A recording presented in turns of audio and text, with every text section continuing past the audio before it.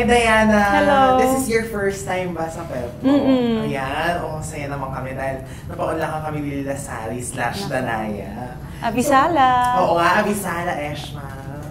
Ano? Pero kamusta?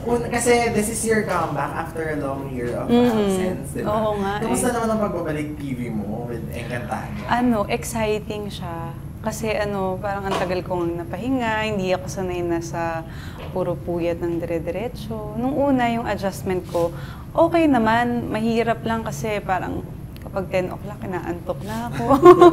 Hindi na ako sanay sa talagang hanggang umaga. Though hindi naman ako masyadong inuumaga. Pero late lang ako natatapos. Pero diba, grabe kasi of all the shows, talagang Encantadia Oo ang nga. pinanikan mo. Nako. Parang ang pakiramdam parang nagsisimula ako ulit from the start. Kasi ang Encantadia po, ang unang-una kong teleserye. Ay, oo. Kaya ngayon, after kong magpahinga, parang yung comeback ko ulit is Encantadia. Parang umuulit lang ulit yung pakiramdam ko before. Nung una nga akong sumalang sa set, parang ganun na ganun yung pakiramdam ko nung bagong-bago ako nagtitaping. Parang ninervyos ako, sumasakit yung tiyan ko. Ang daming kaba. Ay, may ganung factor pa rin. Oo, syempre kasi ka-eksena ko pa nun si Sunshine Dizon ulit. Ay, oo. As Adhara. So parang, ang galing-galing naman mga eksena ko ulit talaga, Kumbaga parang, yun yung fear na, syempre, ang tagal mong hindi umacting, tapos ka-eksena mo, magagaling. Di ba? Yung nervyos na gano'n, yung inabutan ko, unang-unang taping. Pero what was your first reaction when you found out na magkakaroon ng remake ang Encantadia? Sinabi na sa amin na may remake, pero ang question doon, parang kasama ba kami ulit, di ba? Or anong story, paano, anong gagawin nila? Nung sinabi nilang may remake, hindi naman nila sinabi na kasali kami. So, syempre, parang idea pa lang din siguro nila yun na magkakaroon. Pero hindi pa buo yung concept nila kung paano nila sisimulan. Nung sinabi nila na makakasama ako, hindi ako actually nag-e-expect na makakasama ako kasi buntis na ako noon. Oo, parang 5 months na ata akong pregnant. So, parang sabi ko, hindi ako aabot kung sakali man na mag-umpisa na sila. Parang at that time, sabi ko, wala pa kaming nakukuha na mga gaganap. So, parang sabi ko, kung maabutan ko yan, para yan sa akin, di ba? Pero yun, naabutan ko naman, or naantay ako, ibig sabihin, para sa akin siya. At ang haba-haba din ng run, parang katulad nung sa Ay, syempre, no? Dapat nga mas mahaba. Pero balikan natin yung version, kasi syempre, parang yun nga, una mong naging ka-eksena was Sunshine, di ba? Na si Perena. So parang siguro na lang nung first taping day yung dalawa na magkasama kayo. Anong feeling, anong naging reaction yung dalawa? Sabi ko sa kanya, alam mo, ang bait mo, sabi kong ganun sa kanya. Kasi nakita ko siya before when I was second year high school, nag-shooting sila sa school namin. Tapos, yung ibang artistang kasama niya, mga Isnabera. Tapos yung iba, so hindi pinansin yung mga nagkakaway-kaway kami, mga fan kami. This was pre-Encantadia Oo, second year lang ako noon. Nag-shoot sila. Tapos ikaw, pagbaba mo, sabi ko kay Sunshine, pagbaba mo sa van mo, ikaw pa talaga yung unang, hi! Wala pa siya sa amin. So parang naging fan tuloy ako ni Sunshine. Sabi ko, ay, ang bait naman nito. Kasi diba, ng mga ginagampanan niya, puro mga kontrabida. Pero mabait pala siya. So sinabi ko yun sa kanya sa taping. Sabi ko, alam mo, hindi kita papansinin dito kung suplada ka. Pero nakita kasi kita before na ang bait mo sa amin. Kasi ordinary lang din kami noon, mga fan kami. Siya pa yung unang bumabati. Kaya nga, parang ginaya ko siya na parang, nung dumating na nagkaroon din ako ng chance na maging Sunshine Dizon for a while. Ganon din yung ginagawa ko. Yun, sinabi ko sa kanya. Tapos natuwa naman siya. Tapos hindi niya nga lang ako matandaan, syempre.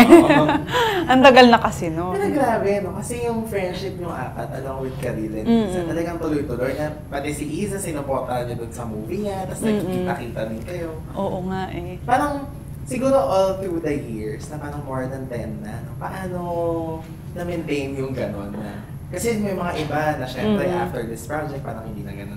Talaga iba yung bond. Oo, alam niyo siguro, sa tulong na rin yan ng social media, sa tulong na rin ng Encantadia ngayon, at saka nung fans namin before, kaya kami parang palaging nagiging connect-connect na apat. Kasi bukod sa friendship na na-establish namin, may mga tao na, uy, nakikita pa ba kayo? Ayan yung puro questions ng lahat ng tao sa amin. Tapos kinukunik, nandito si parang sa social media, tinatag kami, si Sunshine nandito, si Karin. Parang yun yung circle of friends namin. Parang nag-e-evolve talaga dun from Encantadia. Tapos yun ngayon sa social media, sa Facebook. Pero yung foundation ng friendship kasi namin, matatag na rin siguro kasi ang tagal naming magkakasama nun, almost every day. Tapos, uso na yung text, yung Viber, yung WhatsApp. So, walang reason para hindi kami mag-communicate. And then, punta tayo ngayon sa present. Kasi marami ring fans, syempre, ng Ursa, Encantadia, at ni Danaya, na parang, mo yun, curious din talaga sa una ng reaction mo nung si Sanya, napili siya as Danaya. Kasi syempre, yung iba, di ba, parang medyo siya na, she's new, Pero kung ikaw, what was your reaction or anong naisip mo? Siyempre, chinek ko muna kung mas sexy sa akin. Hindi. Alam mo kasi magiging comparison. Yun yung number one magiging comparison, di ba? Siyempre, chinek ko muna kasi buntis ako noon. Nalaman ko na meron na. So parang may mga insecurities ako. Hormones ata yung tinatawag doon. Tapos sabi ko, okay naman pala. Okay, kaya niya yan. Kasi ako naman, nung nag-start ako as Danaya, wala rin naman akong, sino ba ako noon, di ba? So yung iba na nega at nagbabasya kanya or mga haters, okay lang yun. Kasi kaya lang naman may mga ganun ngayon. Because of social media nga, mas grabe sila ngayon. Before, wala namang ganun, di ba? So, I'm sure naman napatunayan na ni Sanya yung sarili niya. At dahil doon, nagkaroon pa kayo ng eksenang dalawa. Ay, oo. Marami silang aabangan ng mga eksena pa namin. Oo. Tuwang-tuwa nga kami nung... Actually, na-appreciate ko siya nung time na magka-eksena kami. Kasi parang tuwang-tuwa siya, kinikilig siya, gano'n. Kasi sabi niya, uy, fan mo ko dati. Nung bata pa ako. Sabi ko, grabe ka naman sa bata. Matanda na ako ngayon. Tapos, nagkaroon din pa ng scene na nasuot mo ulit ang costume ni Danaya. Danaya. Dahil yan kay Direk Mark. Oo. Iba din ang feeling na naibigay. Nung sinabi yun sa akin, sabi ko, pressure naman ako kasi kailangan ko lalo magpapayat, diba? Kasi kita yung tiyan ko doon, ganyan. So, sana nabigyan ko naman ng justice yung pagsuot ko ulit. Maraming natuwa. Kasi parang sabi nila, memories nung high school ako. Ang daming naggaganon. Ang daming nagtatag sa akin. Sabi niya, ikaw ang bumuo ng aking high school life. Wow! May ganon! Ikaw ang bumuo ng aking pagkabata. Nakakatuwa makatanggap ng ganon, diba? Kasi para bang you complete them. Yes. Iba din. Pero ngayon, syempre, kilala ka na bilang Lila Sari. Diba? So, kasi may mga nangyayari sa character mo na kakaiba na parang you started from being mandita, tapos bumait. Ang dami nga eh. May paparating daw na bagong chapter ng Encantadia. Meron, oo. Yun na, ano nang aabangan ngayon kay Lila Sari? Kasi parang medyo... ano ba? Si Lila Sari, ang mangyayari sa kanya, parang magkakaroon siya ng power na kakaiba. Kakaiba? Oo. Kasi di ba ang power ni Lila Sari, yung face niya. Siyempre, gusto niyo ba na nakatakip lang yung face ni Lila Sari? Although, maganda yung maskara niya, ha? Ang ganda ng rehistro doon sa di ba? Yun, parang mas makokontrol niya na yung powers niya na yun. Shocks. Di ba? Mas maganda yun. Kesa yung pag tinatanggal niya lang, pangit, di ba? Mas ngayon, mas maganda. Mas may impact. Ganun lang. Oh my God. And ang dami rin nag-aabang kay Alfred Vargas. Ay, oo nga pala. Actually, na-shoot namin recently. Parang kung ano yung mga kilig moments. Ay, meron? Siyempre, meron. Maraming humihiling na fans eh. So, abangan nila yun. Pero kamusta yung yung naging reunion ni Alfred, kasi after Encantadia, syempre nakabuo din talaga ng fanbase ang Alfred and the Diana Love Team. Meron ba? During that time, nagkaroon pa kayo ng mga magkakasunod na show. Nag-host pa kayo, naalala ko nun, di ba, yung sa hapon. Oo nga. Galing mo ah. Galing ng research mo ah. Hindi, nanonood ako nun talaga. Totoo, anong title nun? Ang pagbabago. Uy, galing niya! Oo, yun. Pero yun nga, yung beses na nagkita kayo ni Alfred dito, ikaw ba alam mo na at papasok din siya? Ang ginawa pa nga nila, parang gusto nila ako i-surprise na, oh, may darating dito kasi mag-shoot ng promo. Sabi ko, okay.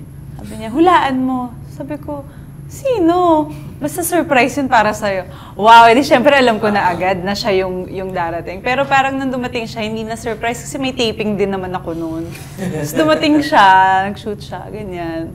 Okay naman, kinakabahan siya nung una eh. Tapos kami yung magka-dressing room.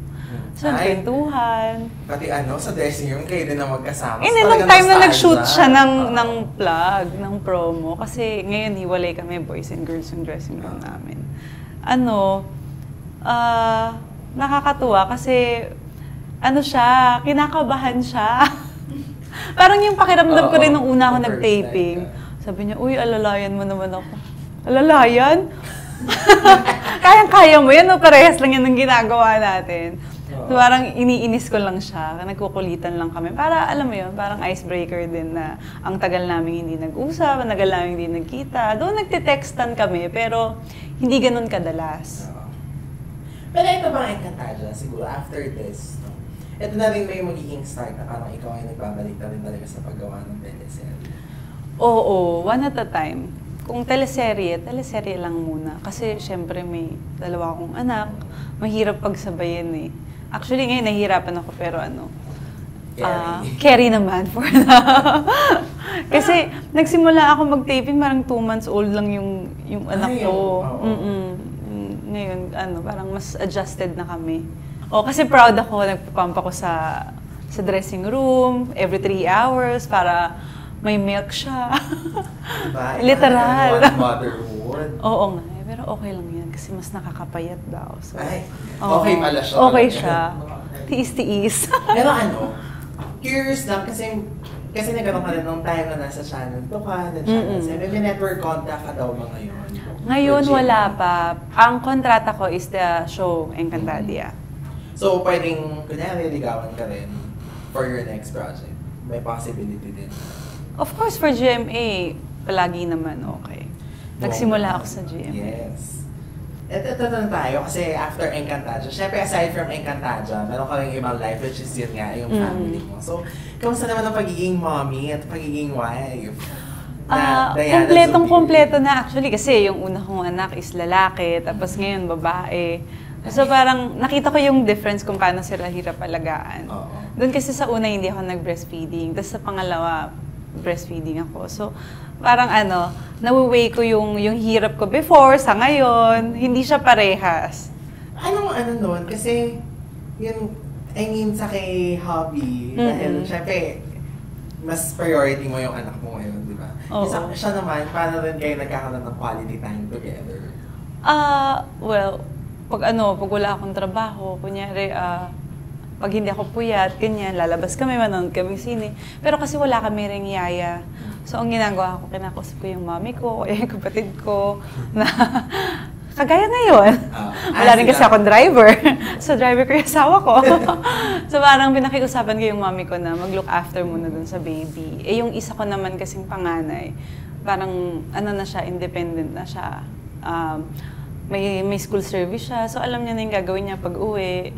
At least nandun din naman yung mommy ko. Tapos may helper din naman kami na tumutulong. Pero sobrang kami, hands-on kami sa mga bata.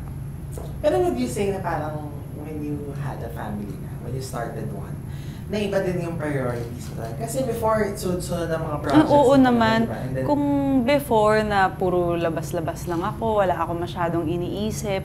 Nung una ako nagkaroon ng anak, talagang nawala ako sa showbiz, di ba? Kasi nandun yung priority ko. Kumbaga, 360 turn yung buhay ko. From, shopping for yourself, ngayon, iba na. Ano na may limit na for that. Tapos yung mga paglabas-labas, kung gabi-gabi, lumalabas ako with my friends. Medyo nalimitahan na rin yun, hindi na. Paminsan-minsan, syempre, kasi kailangan mo rin naman yun. Kasi pag hindi mo ginawa, baka ma-burnout ka. Kumbaga, ngayon, mas balanse siguro yung buhay ko. Mas may maturity na ako. Ay, bongga. Oo. Diba? Pero to refresh lang din yung iba. Kasi yung ibang pepsters, kasi nga, di ba, you had a first child. Pero merong panahon na hindi siya, parang hindi siya labas in public. Oo. Ang nangyari naman kasi doon, nung pinanganak ko siya, meron siyang cleft lip palate. So, ang ibig sabihin nun, tas bilateral siya, dalawa. So, parang butas yung dito niya. Hindi ko siya syempre pwedeng i-post na gano'n yung itsura niya. Of course, kailangan mo naman siyang protektahan. And then, nakiusap ako sa mga kaibigan ko na reporters. At that time kasi wala pang social media, di ba? Nakiusap ako na, I gave birth, tas ganito yung sitwasyon, na kung pwede, huwag niyo na isulat, na alam mo yon, syempre mahirap naman kung hindi mo poprotektahan yung bata. So parang, thankful naman ako kasi yung iba nakaintindi. At least tinulungan pa nila ako na hindi naman magtakip, pero at hindi rin naman itago. Kumbaga tinulungan nila ako at inintindi nila yung sitwasyon. Kasi kung sino naman siguro yung nandun sa sitwasyon na yun, ganun din yung gagawin. Sino ba naman yung nanay na hindi magiging proud dun sa mga anak nila? Pero kung ganun, di ba? I have to fix kung ano yung problema. So, it took me 6 years. Kasi syempre gusto ko maging ready din yung bata. Oo. Tapos nakiusap din yung sa side nung tatay niya na kung pwede at that time na wag na lang din muna naming sabihin. Kasi nga for the protection of the child. And how did you cope up with that? Na parang at least ngayon nakakalabas na rin siya and oo. Diba? Tapos sobrang talino niya. Proud na proud ako kasi... Ateneo. Di Ateneo. Yeah. Sorry. Sorry, girls. Di Ateneo. Yan ako. At first honor siya. Ay, wow. Oo. Congratulations. Siya. Nandun siya, nandito ako. First honor. Layo. Sabi nga, kanina ba nagmana? Di syempre, sa akin. Yes. Naman. And then, yun lang. Ganun talaga. At that time, nung nanganak ako, siyempre, maraming questions, bakit ganon, ang daming tanong. Pero ngayon, looking back, parang inisip ko, paano ko kaya kinaya yun? Pero okay din pala na ganon yung nangyari. Kumbaga, inisip ko wala akong regrets. Kumbaga, kung ano yung sakit before, yung balik naman ngayon, parang doble-doble kasiyahan sa amin. Kumbaga, hindi naman pa siya nagtatanong . Kung magtanong siya, di sasabihin ko. One time nga nakakita kami ng billboard. I remember may billboard si Bello, dyan sa Magallanes. Tapos meron yung mga cleft na inooperahan ata nila. So parang, sabi niya, Mami, look ko, meron siyang something here. Sabi ko, alam mo baby, ganyan ka rin before. Sabi niya, ha? Sabi niya, this one, kasi meron siyang, may scar din siya dito. This one, sabi niya, what happened? Sabi ko, I will explain that to you kapag laki mo na. Sabi niya, okay. Inglesero kasi anak ko Nahirapan ako. Oo. Nahirapan ako explain sa inyo. Kasi English naman ako mag-uusap. So parang sabi niya, okay, wala siyang pakialam. Piniprepare ko rin yung sarili ko kasi ngayon, ang dami niya ng mga question. Siyempre lumalaki. Oo, may mga question na siya. Basta sabi ko sa kanya, kung may tanong ka about kung ano man yung marinig mo, sa akin matatanungin para you'll get the right answer. Yes. Bilang ikaw ang mother talaga. Yes, oo. Pero in case lang na pag nakita ng iyong second baby, maisipan nila na mag-showbiz, would you allow them? Oo naman, basta tuturuan ko sila maging matatag kagaya ko. Basta gusto nila, wala namang problema. Kasi kapag ginusto mo naman yung bagay, Diyos ko, wala namang tao na gusto mong... kumbaga, walang tao na gustong pipigilan yung gusto niya. O mas talo pa yung magre-rebelde kung hindi mo naman papayagan. So, papayagan ko siya basta gusto niya. Basta sure siya na gusto niya. And then, syempre, i-guide ko rin siya na sana yung ibang mga times na nadapa ako, wag niyang daanan. Pero ang galing, no? Kasi parang nasubaybayan din ng lahat din. Yung simula na naging kanta, tsaka din nagkaroon ng time sa sexy image, ganyan. Tapos ngayon you're a mother na, iba din, si Diana Zubiri from the Di naman. Mommy.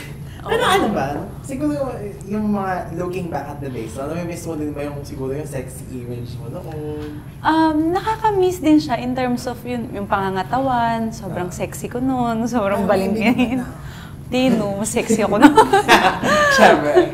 Oo, doon, parang yun yung mga namimiss ko.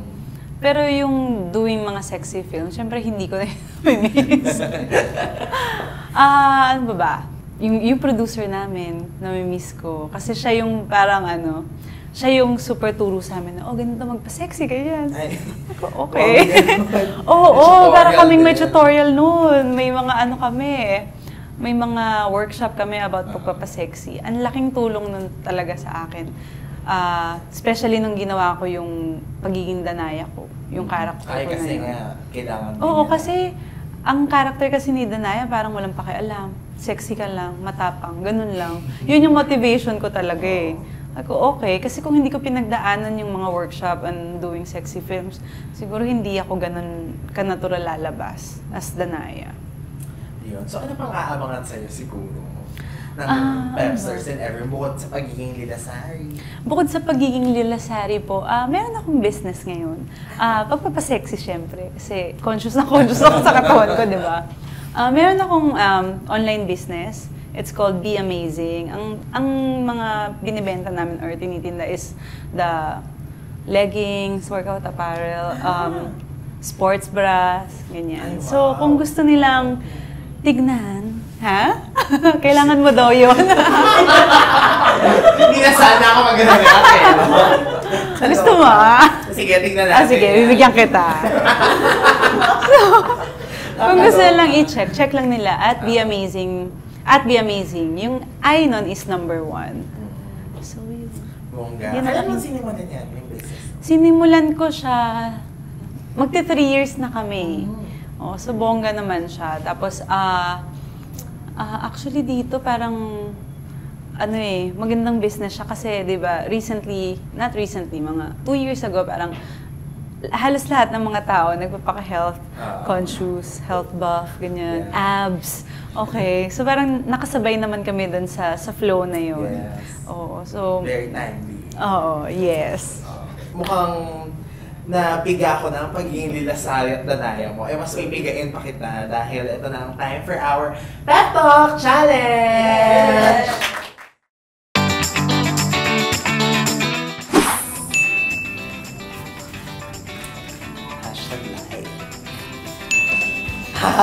Bakit na? Basta abangan nila.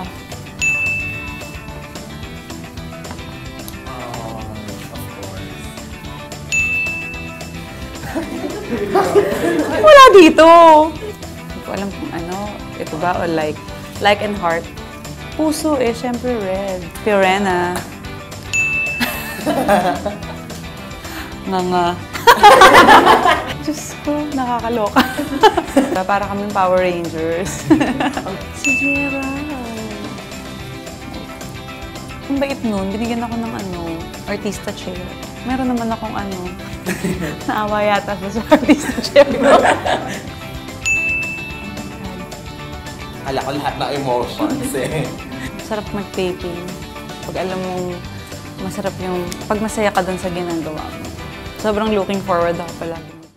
Yun, it's time na to promote, syempre. Saan ka ba nakikita araw-araw sa show? Diba? Nakikita niyo po ako araw-araw sa Gold's Gym. Lagi po ako nag-gym. Bukod po doon. Ayan po, sa umaga po yan. Tapos sa gabi, kung gusto niyo po ulit ako makita, mapapanood niyo po ako sa Encantadia after po yan ng 24 oras as Lilasari. Thank you! At yung social media accounts? Opo, i-follow niyo po ako kung gusto niyo makita yung kagandahan ko. At Diana Zubiri Smith. And, Be Amazing and G3 Athletic Apparel. Ayan po yung aking business. Yes. There you have it, Pepsters. Lila Sari, Diana Zubiri. Thank you! Kay Gerald, syempre, ang pangit naman ko sasabihin ko, we're friends, super friends. Napaka-showbiz na sagot niya.